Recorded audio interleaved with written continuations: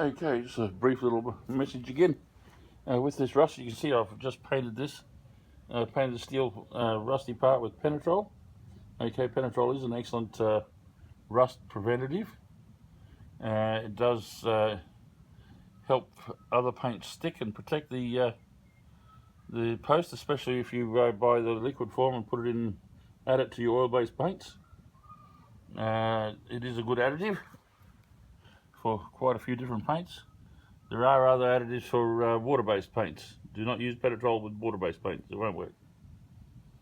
Okay, so yeah, Penetrol's good. A coat of Penetrol, then 2 coats of paint, and then a coat of tar to help prevent water from getting to the steel. And we see how we go. Now we go see about those two. I know I've got to do work on that one, this one here. See what I can do there. But we'll keep you posted. But that's what we're up to. That one there now has to dry for a day, so before I can start painting it and putting the heavy tar on.